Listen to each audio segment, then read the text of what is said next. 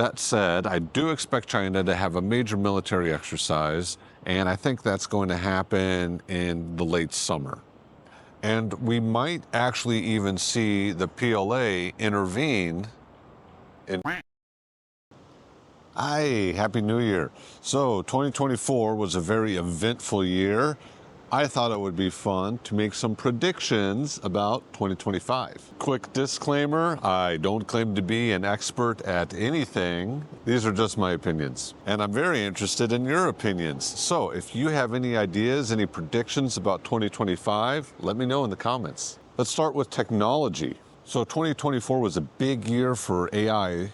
And I expect to see AI continue to be a very disruptive technology. Expect to see people losing their jobs to AI, especially administrative professionals, clerical work, customer service, accountants, things like tutoring, counseling, and creative work, art, music production, video production.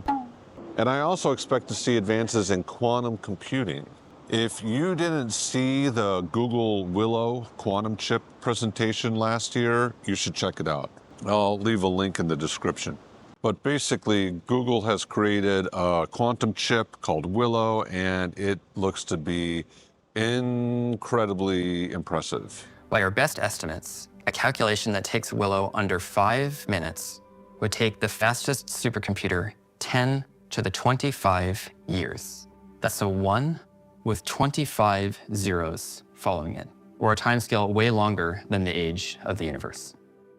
And once AI is powered by quantum computing, I truly think that could be the most important, significant, disruptive technology that mankind ever makes.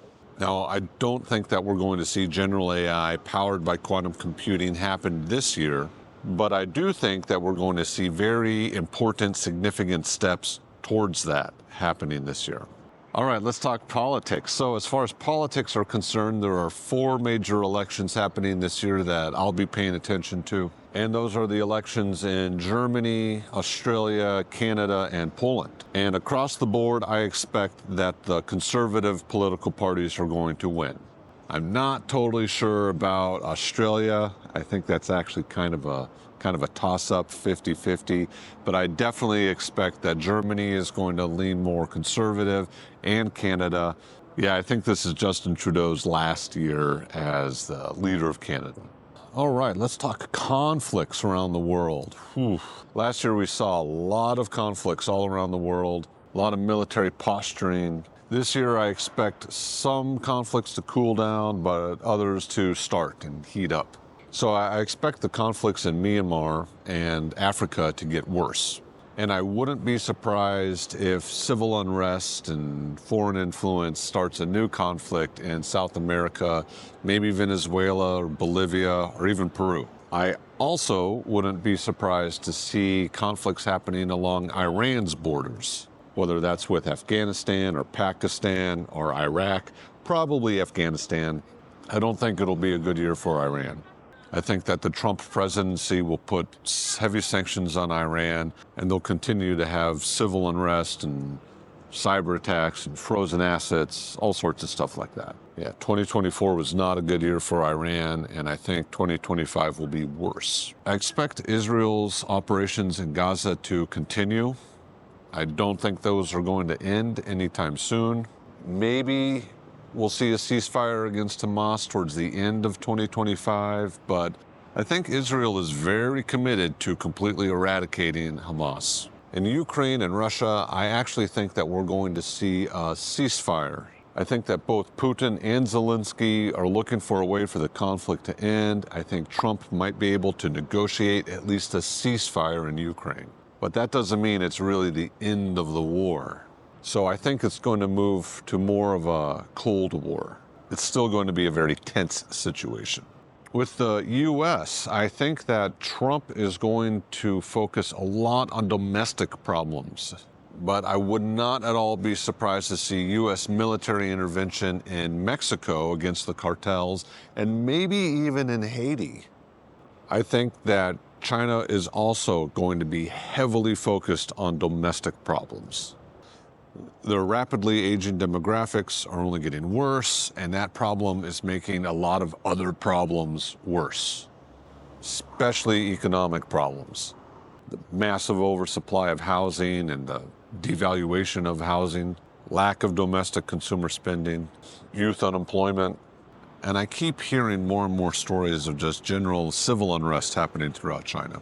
There also seems to be a power struggle continuing within the CCP and the PLA.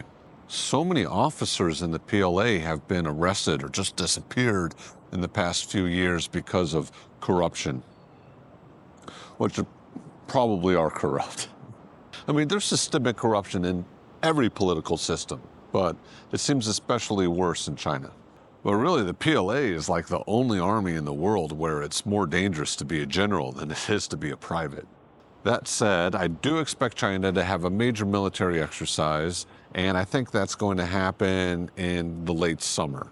I think this will be in response to a few major military exercises that the U.S. has planned this summer, notably the big exercise called Talisman Sabre. This is a biannual military exercise that the U.S. does with Australia and a lot of its other allies. I think this year 19 countries have been invited to participate. This will happen in mid to late July, so I think the Chinese will have a big military exercise happening probably in August, maybe September.